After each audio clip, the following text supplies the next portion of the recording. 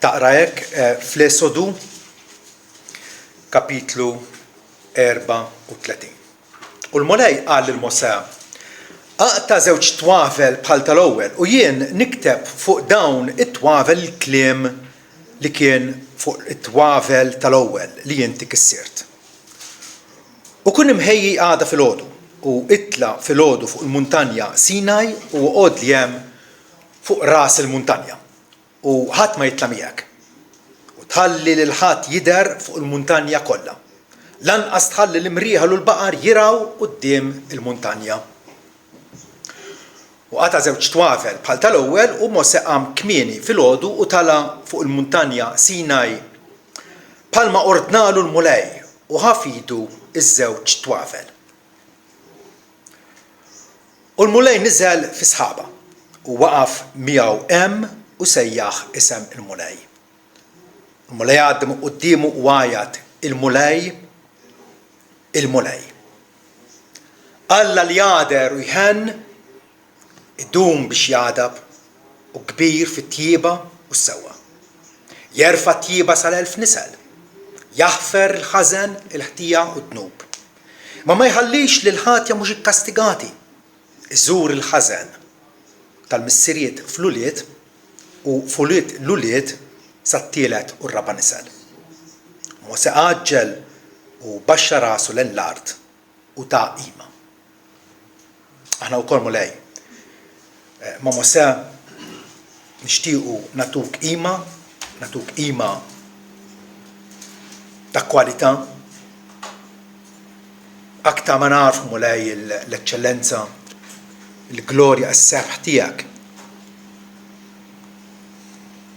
Aktar Mulej aħna nħossuna obbligati, imma wkoll privileġġjati li nersqu lejk aktar u aktar Mulej meta inti ftaħtilna triq ħajja permezz ta' ibnek Ġesus sakrifiċċju effettiv li huwa wettaq fuq il-Kalvarju sabiex bekk nersqu lejk mingħajr twerwir u nindirizzaw bħala Alla missierna.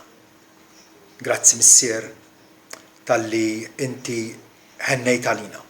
U nitolbuk sabiex dalgħodu insibu l-okkażjoni ħalli nerġgħu nifriskaw il-qalb tagħna u nħallu r-ruħna titbaħbaħ f'din ir-realtà tal-imħabba tiegħek lejna.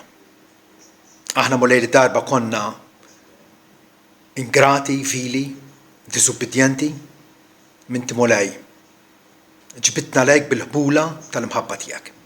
U għalhekk nitolbuk Mulej biex dan il-Vanġelu li aħna ħaddanna, għatina li ngħixuh, għatina li insarfuh kuljum fejn il-tajjeb għall-glorja u s-seb tiegħek. Amen.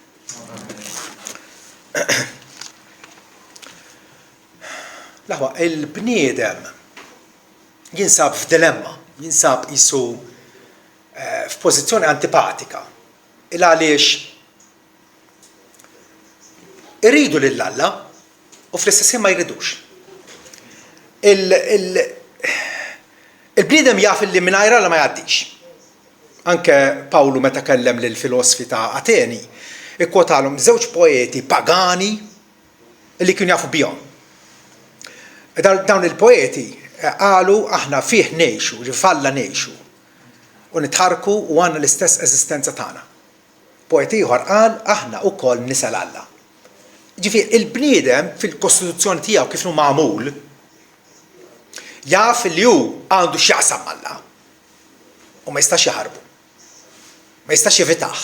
U fl-istess ħin għax irribella kontra tiegħu irrid jevitaħ, anzi jaħrab minnu. U din hija dilemma serja. Aħna li magħmulin fuq ix-xbieqa tal-Alla, Alla ma jogħġobniex. Aħna l-prodott tal-Alla magħmulin minnu u għalih u frattant il-bniedem jaħrab minn Alla. Il-bniedem iridu u allura araw ir-reliġjonijiet tad-dinja li il-bniedem huwa reliġjuż u ma jistax ma jkunx reliġjuż. U fl-istess ħin Jadura kollox ħlief il-Alla. Ħlief il-Alla veru l-ħallieq tas-sema u l-art, Alla u missier Sidna Ġesu Kristu. Din hija d-dilemma tal-bniedem, il-bniedem hu attirat li Alla u fl-istess ħin jitkexkex minnu. Beżan minnu. Awtur tas-seklu 20 iddeskriva din is-sitwazzjoni jew iddeskriva lill-Alla aħjar bħala mysterium tremendum et fascinans. Alla huwa misteru tal-biża li beżżana u jaffaxxinana. Allura tgħid għaliex il-bniedem affaxxinat b'Alla. Jekk ikollna nikkonċepixxu Alla fl-infinità tiegħu, fil-ġmiel tiegħu, fl-eċċellenza tiegħu, fid-dinjità u l-glorja tiegħu. Dawn l-attributi sbieħ ta' ħniena, tjieba, imħabba, grazzja, ġustizzja, erf. U fl-istess ħin attirati imma ma rridux. Għaliex ma rridux? Għaliex il-bniedem jaċċetta kwalunkwe reliġjon Alla imma ma jagħtix qima lill-Alla veru. Għaliex patetikament il-bniedem ixxewwex kontra Alla. Il-bniedem li Alla ħalqu biex isib il-barka tiegħu fih, il-bniedem tefa' l-vot tiegħu kontra Alla. Il-diżubbidjenza tagħna bħalma ġralu Adam meta kiel mill-frotta projbita. Alla taħ minn kollox, għallu però mis-siġra tan-nofs tikolx. Meta kiel minna, Adam staħba minn Alla, staħa minnu, u dinja l-għada tal-bniedem anke sal-lum il-ġurnata. Bniedem il-kreatura imxewxa kontra il-ħalliq tagħha stess. Kreatura illi maħluqa glorjuża għaliex maħluqa fuq xbija Alla, però li tħares lejn il-majestà divina di xi ħaġa insapportabbli. U allura il-bniedem illum sal-lum il-ġurnata din il-ribellioni tiegħu kontra Alla bija qed jgħid illi ma rridux illi Alla jigverna fuqna. Lesti u rridu li l-Alla nużawh, u ħafna nies jużawh l-Alla. Vera, ifittxuh meta għandhom bżonnu. Ifittxuh meta jħossuhom darhom mal-ħajt, meta jħossu d-ġufija tagħhom. Lutero qal li meta tfittex l-Alla b'dak il-mod, inti idolatra. Mhux ver qed qim l-Alla ħaj u veru. Alla mhux Alla li jiġi użat. Huwa aktarx li juża lilna għall-glorja u s-sebt tiegħu. U dinja il-perspettiva, il-fema tal-iskrittura. Alla ħalaqna għalih innifsu.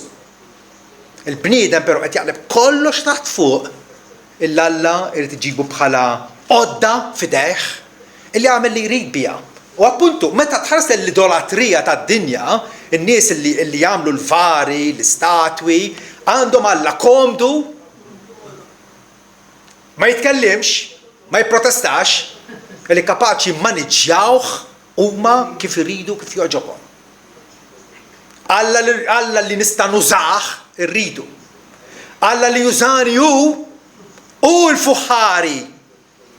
U jiena ttafal fidejh li jagħmel minni li jridu u kif joġbu dak huwa Alla insapportabbli għall-bniedem. Frattant, dak huwa Alla veru. L-uniku Alla veru. Alla li sawwarna. Alla li ħalaqna.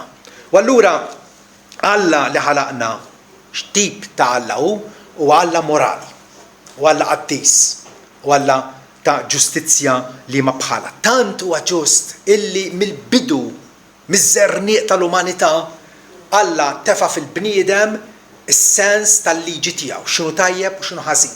U hawnhekk wasalna fi stadju fi żmien Mosè meta Alla ta' il-liġi tiegħu miktuba imnaqxa fuq żewġ twavel tal-ħaġar. Alla urina b'mod dirett x'irid u x'ma jridx minnha, x'inhu tajjeb u x'inhu ħażin. Frattant, il-bniedem mill-bidunet inħalaq bil-liġi tal-Alla miktuba jew maħżuża fil-kuxjenza tiegħu. Daqshekk maħniex qegħdin ngħidu li l-kuxjenza hija infallibbli. Imma l-kuxjenza tixhed x'inhu tajjeb u x'inhu ħażin. Mhux fejn tkun Kristjan, mhux fejn tkun espert tal-Bibja biex taraf illi s-serq mhuwiex sewwa. Li tagħti karità huwa sewwa. Illi tkun fidil martek huwa sewwa. Illi tfittex nies oħra mhuwiex sewwa. Il-bnidem jafu da fih innifsu. Fih innifsu. Illi ngħid il-verità huwa sewwa, illi nikdeb u qarrab ħadd mhuwiex sewwa. Tgħidli ma kif naf li hekk hu? Għax meta xi ħadd ieħor jingannani u jikdibli u mbagħad wara niskopriha din, jitdispjaċini u nirrabja għalih u ngħid dak li jiena nikklejmjah imma mhux fair għamilli hekk, nafu wkoll fiha nnifsi illi bl-istess mod irid nittratta lil ħadd ieħor. Il-kuxjenza li Alla tefa' fina tħallina mingħajr skuża quddiem Alla. Ma nistgħux ma kontx naf, ma tistax tgħidha dik, ma kontx naf. Le. Pawlu fir-Rumani jgħidilna illi l-ġentili, n-nies pagani ġifieri li m'għandhomx il-liġi ta' Alla, ma jfux bl-10 komandamenti, all right? Imma m'għandhomx il-liġi, jagħmlu min natura l-ħwejjeġ li huma fil-liġi. Dawn li m'għandhomx il-liġi huma liġi għalihom infushom. Ġifieri diġà għandhom standard ta' x'inhu sewwa u ħażin fihom infushom. Huma juru x-xogħol tal-liġi miktub f'qalbhom billi tiġdu wkoll il-kuxjenza tagħhom u l-ħsibijiet tagħhom li issa jakkużaw u issa jiskużaw wieħed l-ieħor. Ġifieri kwalunkwe bniedem jista' jkun mill-ġungla tal-Afrika, mill-box tal-Awstralja, tifhem, primittiv, jaf illi tgħid il-verità huwa sewwa. Li tikdeb huwa ħażin. Allura din il-realtà ma nistgħux nevitawha, is-sens tat-tajb u l-ħażin, is-sens aħna nsejħulu tal-moralità. Huwa maġun fil-Kostituzzjoni tal-bniedem. Issa, Alla għamilna hekk. Aħna ħriġna minn idejh. Alla għamilna hekk u Alla huwa ġust u għalhekk għarfilna r-rieda tiegħu. Alla bħala Alla ġust ma jħallix id-diżubbidjenza u l-apostasija tagħna mingħajr ma jkunu kastigati. Nistgħu nimmaġinaw Alla li huwa inġust, li jtajjar l-irjuż bla doċċ, il-minu tajjeb jikkastigah, il-minu ħażin jippremjah. Nistgħu nimmaġinaw dan ukoll Alla tiran, Alla kapriċċjuż, illi barra minna illi naħsbu li Alla, anzi l-Bibja tafferma ripetutament. Alla għal-blata, treqat huma tal-ħaq huma retti, ġust u rettu. Alla huwa ġust. U allura bħala Alla ġust il-dnub, il-kwalunkwe diżubbidjenza irid bil-fors jikkastiga. Bil-fors jikkastiga. Lil Mosè meta Alla ta' esibizzjoni tiegħu innifsu u rieħ lil Mosè x'tip ta' Alla hu. Allu li huwa ma jħallix lil ħatja mhux ikkastigati. Jiġifieri lil ħatjin Alla jikkastighom. Alla jikkastighom. Il-Bibja din il-mota tirrepetija u terġa' tirrepetija bħala twissija għalina. Salm 5 pereżempju jgħidilna għax int m'intix Alla li jogħġbok il-ħażen. Lanqas jammar miegħek il-ħażin. Quddiem għajnejk ma jiqfux il-gburin lil dawk kollha li jagħmlu l-ħażen inti tobodhom. Dinja kontra l-opinjoni pubblika moderna tal-lum mhux vera. Il-erq sfrenat mifrux madwana li Alla ma jasabx jikkastiga lil ħadd il-dawk li jagħmlu l-ħażen inti tobgħodhom. Anke ċertu slogans li nużaw. Alla iħobb il-midneb imma jobgħod id-dnub. Idu noqgħdu attenti. Għax hawnhekk qed jikkontradixxiha direttament. Il-dawk li għamlu l-ħażen. Inti tobgħod. Alla ma jsib ebda pjaċir f'nies illi fil-ment b'mod ingrat qed jirrispondu għalih bid-diżubbidjenza billi ma joqogħdux għal-liġi tiegħu. Alla ta' bilħaq jinsab m'għaddab. Jinsab inkorlat terribilment kontra il-midneb u allura kontra d-dnub li nitwildu bih kif ukoll kontra d-dnubiet li nagħmlu kontinwament. L-għadab tal-Alla jgħidilna l-Apostlu Pawlu jidher mis-sema kontra kull inġustizzja tal-bnedmin illi jżommu l-verità fl-inġustizzja. Il-bniedem jaf x'inhi l-verità. Jaf li hemm Alla. Jaf li huwa Alla qaddis. Jaf x'inhi l-liġi tiegħu għarf bil-kuxjenza tiegħu. Jafa. U frattant joħodha kontrih. Di bħal meta għandek tifel li qed iżomm ballun madda taħt l-ilma. Jekk jitilqu dak il-ballun x'se jagħmel ħajola l fuq. Imma l-bniedem il-verità tal-Alla qed jgħaddasa taħt l-ilma. U qed jgħaddasa apposta biex min għalih ma jkunx kontabbli għalija. Frattant, Alla huwa m'għaddab, Alla huwa inkorlat kontra l-bniedem illi iva b'mod patetiku jkollna ngħidu. Qed joħodha kontra min għamlu, il-trapp qed jipprova jiġġieled kontra l-imħallef tas-sema u l-art. Bħala mħallef ġust Alla jikkastiga d-dnub anke minn issa.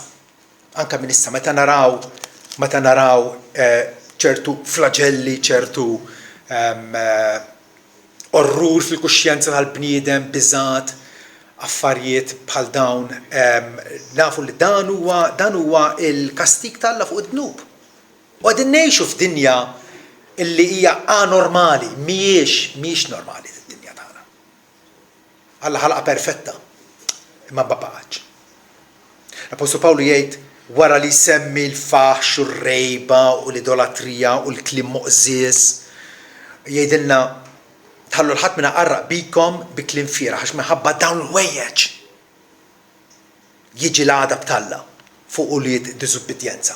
Il-nies li mhumiex imwielda mill-ġdid, in-nies li mhumiex fis-saltna tal-Alla, Pawlu jsejħilhom ulied id-diżubbidjenza. Li fuqhom hemm l-għadab tal-Alla.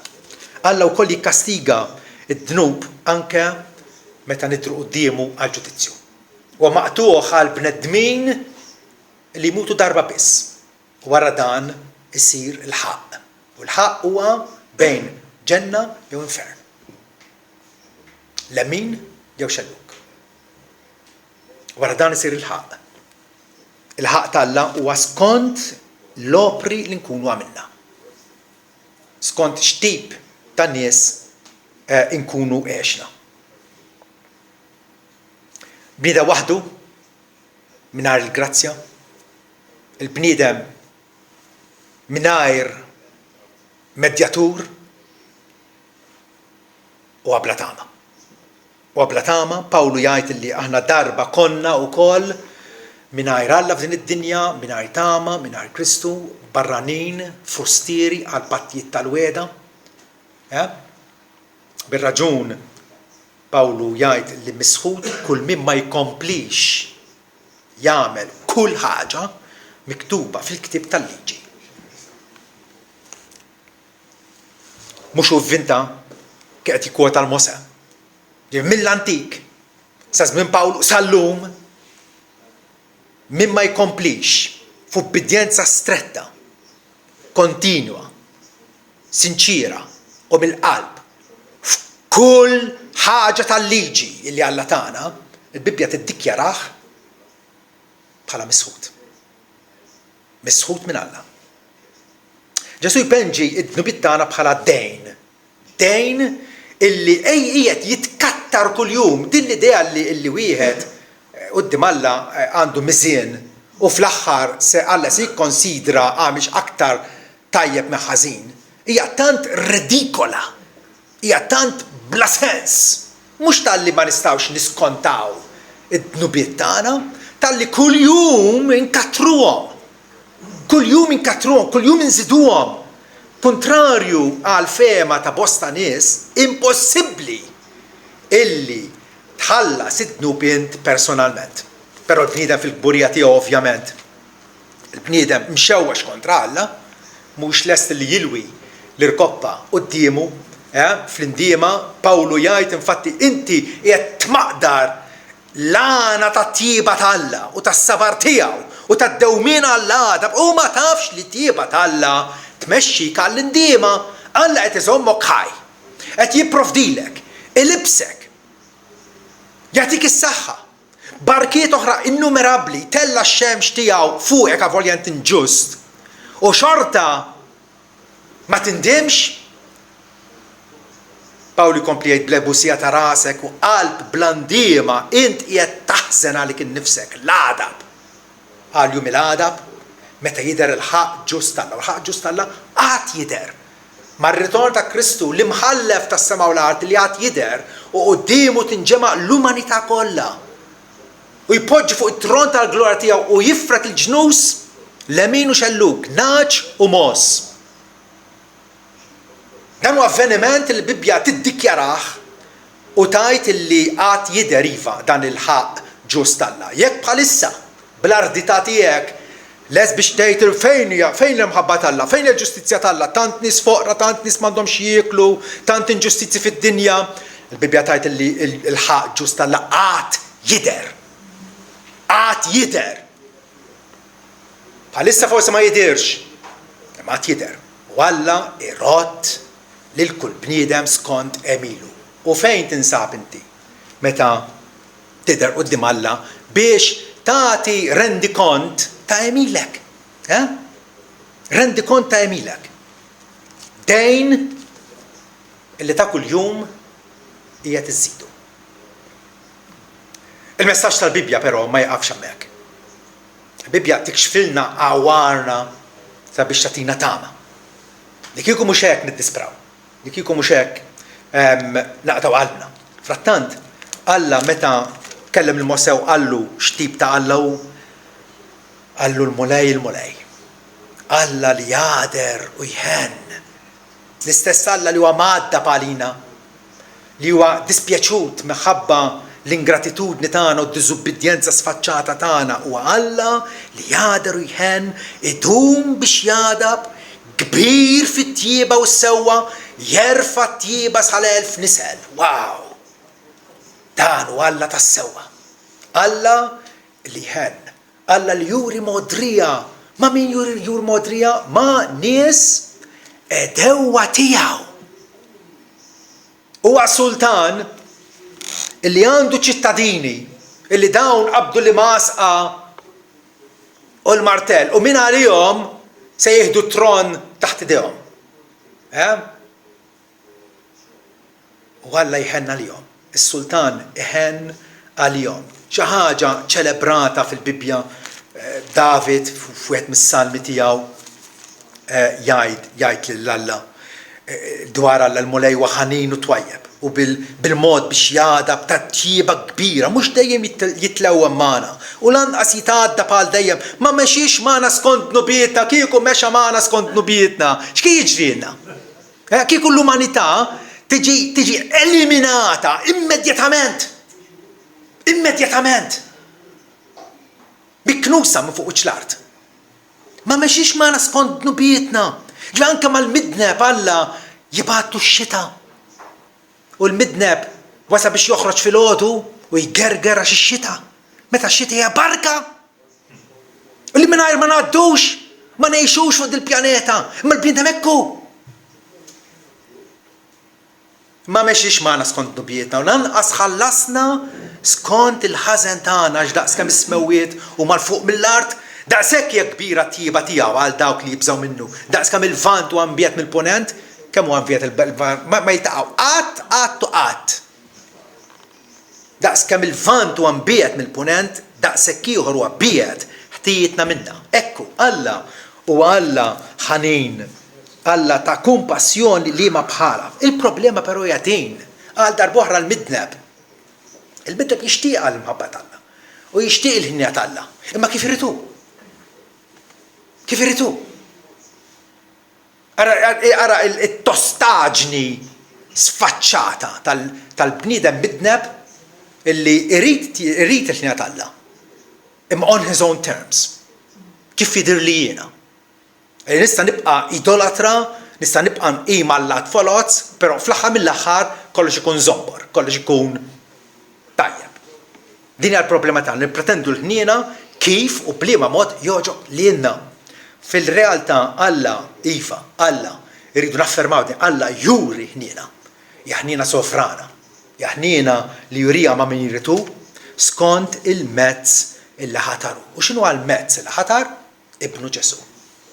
F'ibnu Ġesu Alla ta' bilħaq huwa ħanin, ta' bilħaq jaħfrinna, ta' bilħaq ibiet ħtijietna minna, ta' bilħaq jitfen dnubietna kollha fil-qiegħ tal-baħar bil-medjazzjoni ta' ibnu, bit-tpattija tiegħu fuq is-salib. Dak huwa l-uniku mezz, l-uniku metodu divin biex aħna ninqalgħu minn taħt il-kundanna u nitlu fil-favur Alla. F'din hija l-imħabba, jgħidilna Ġwanni, mhux għax ħabejna l-Alla, imma hu ħabna. U bat libnu biex ikun il-propizjazzjoni għal dnubietna. Ġesu mibgħut mis-sema biex ikun il-propizjazzjoni, biex ikun dak is-sakrifiċċju offrut apposta biex Alla iwarrab l-għadab tiegħu minn fuqna. Jaqlana minn taħt is-saħta tal-liġi miksura u jirċevina fil-favur tiegħu. Din hija t-turija, din hija l-wirja stupenda tal-mħabba talla, illi f'ibnu Ġesu hemm propizjazzjoni, hemm rikonċiljazzjoni. Alla jaħfrinna u jaħfrinna biskop.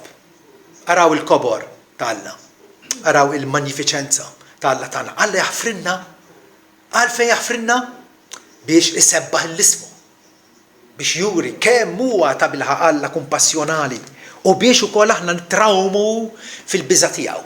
X'jiġifieri nimxu fil-biża' tiegħu? Meta nsiru nafuh il-Alla, Alla kif iddikjara li hu nnifsu l-Mosè, Alla li huwa ħanin u jader imma wkoll lil-ħatja jikkastigahom. Għalhekk il-Knisja minn dejjem bla ebda dubju dejjem pritkat ġenna u infern. Mhux ġenna għal kulħadd u infern vojt, ġenna u infern. Alla li ħen, Alla li kastiga. Skont il-grazzja tiegħu. Inti tirċievi mill-kotra, mill-abbondanza tal-ħnina tiegħu murija fuq is-salib. Irridu nisħuha din. Irridu nenfasizzawha. Il-ħnina Alla taslinna permezz tas-salib ta' Ġesu Kristu.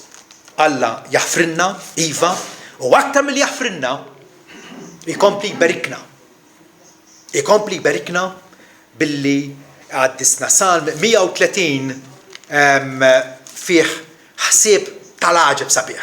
Fejdilna, jekk int mulej kellek tħares l-ħtijiet, min jiflaħ iżom sħiħ, ja sidi?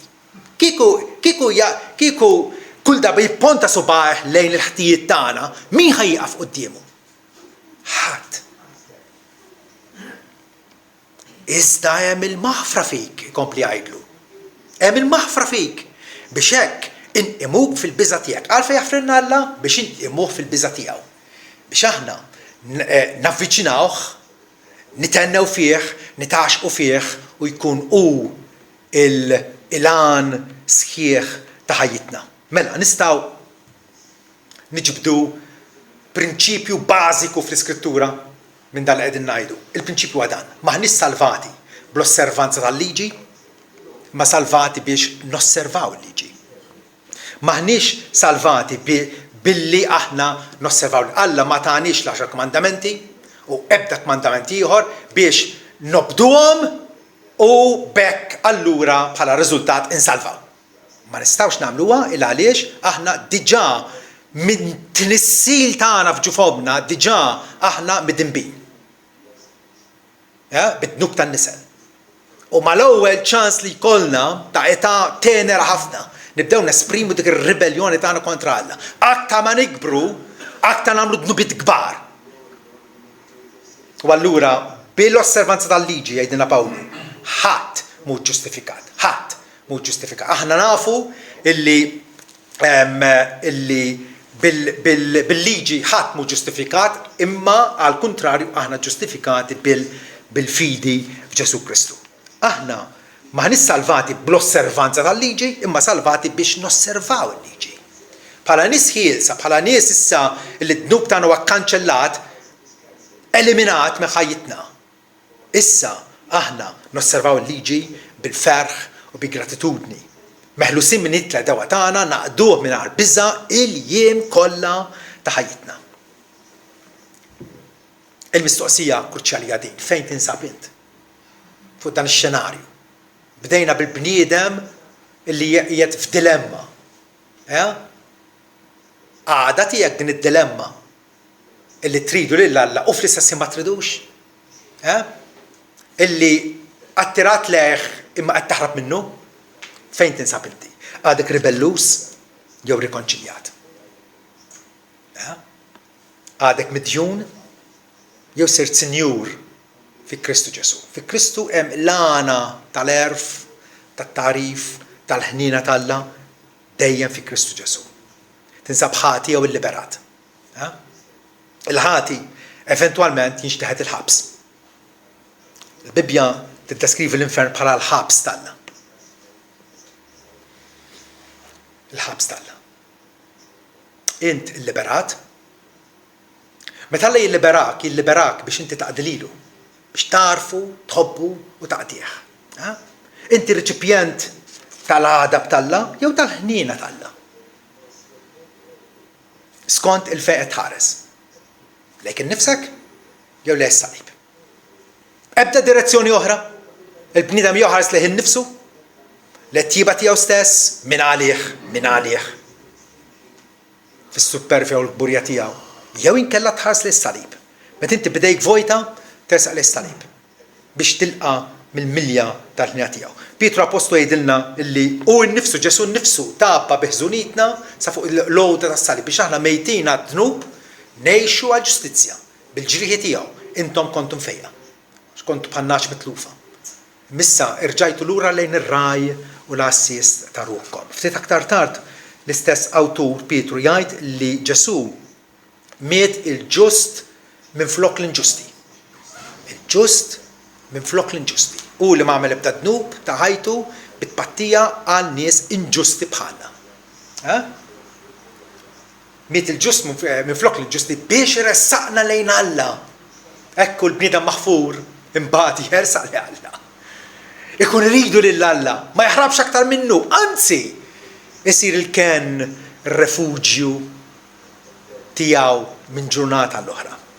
Bil-fidi tressaqt jew għadek stinat dik il-kwistjoni kollha l-ħwa. Intom il-kollha qegħdin tisimgħuni. Int għandek il-maħfra tal-Alla jew le. Waħda mill-għanijiet li nkantaw ta' min jaħseb fuqha. Hemm fuq salib fil-feddejmiet fejn ksibt il-maħfra minn ġewwa nbdilt. B'dem il-ħaruf mid-dnub ruħi ħsilt, sebħ l-ismu qaddis. Ninnotaw illi mal-maħfra Alla jagħtina għanja ġdida f'qalbna. Motivazzjoni ġdida biex ninsebħuh, biex niglorifikawh. Mill-mewt infern jien issa salvat bl-ispirtu tal-Alla jammar fil-qalb għaliex is-sejħa tal-iben smajt sebħ l-ismu qaddis.